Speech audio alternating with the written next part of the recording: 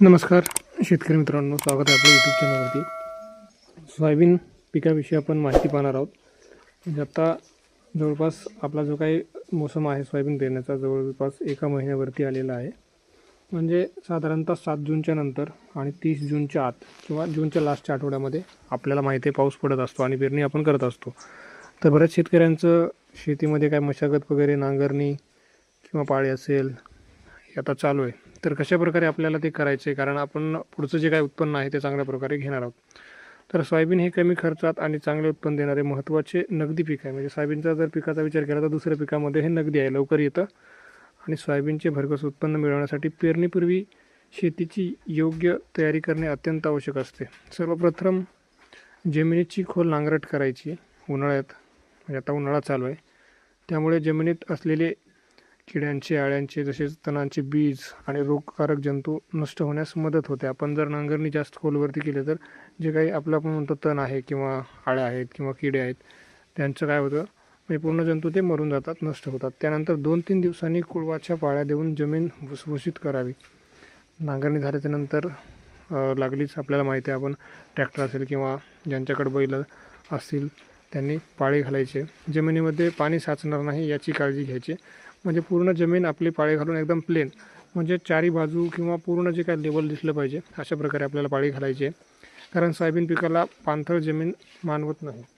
म्हणजे कसं आहे, कुठल्या तुम्ही बघत असाल की पाणी साचलेल्या जमिनीवरती सोयाबीन हे जे पीक आहे ते बरोबर येत नाही किंवा पूर्णतः ते एकदम असं, म्हणजे ते पूर्ण पोषकच राहत नाही, ते झाड पूर्ण वाढच होत नाही त्याची.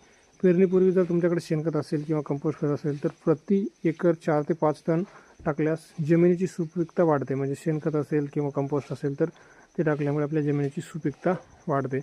जमिनीची तपासणी करून माती परीक्षणानुसार खतांचा वापर करणे अधिक फायदेशीर ठरते. आता आपल्याला हे माहीतच नाही आहे की जमिनीचे मातीचं जे काय असेल परीक्षण आपण ते केलं पाहिजे. कारण आता आपण काय करतो आहे की शेती जी आहे, आपल्या जी काही शेतातील माती आहे त्या मातीला कुठल्या प्रकारचे घटक आहेत किंवा कुठले घटक नाही आहेत. एखादा समजा फॉस्फरसची कमी असेल तर आपण दुसराच घटक जर वारंवार देत असाल तर ते आपल्याला, म्हणजे आपण जर जो घटक जमिनीला कमी आहे तोच दिला पाहिजे, तरच ती जे काही पीक असेल किंवा आपली जमीन सुपीक किंवा चांगली राहील. तर सोयाबीनसाठी जमिनीचा pH हा 6 ते 7.5 दरम्यान असणे योग्य असते. पेरणीपूर्वी रोटावेटरने जमीन समतोल केल्यास बीजांची उगवण चांगली होते.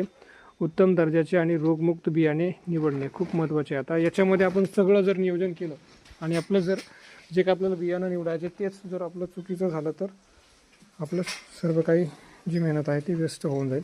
त्यामुळे बियाणं आपल्याला चांगल्या कंपनीचं किंवा चांगल्या प्रकारचं निवडायचं आहे, उत्तम दर्जाचं आणि रोगमुक्त बियाणे निवडून खूप महत्त्वाचे आहे. आपल्याला आपल्या भागासाठी शिफारस केलेल्या जातीची निवड करावी.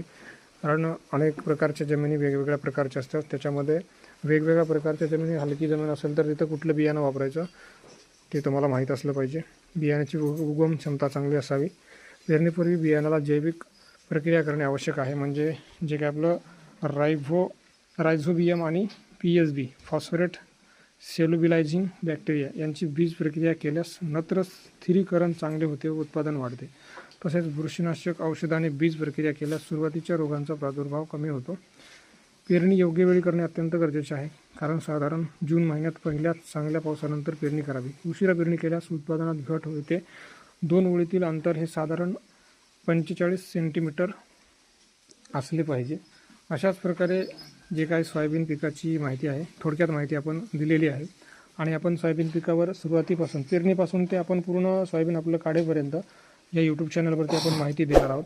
तर अशाच नवीन माहितीसाठी आपल्या चॅनलला सबस्क्राईब करायचे, व्हिडिओला लाईक करायचे आणि जास्तीत जास्त शेतकऱ्यांपर्यंत हा व्हिडिओ शेअर करायचा आहे. धन्यवाद.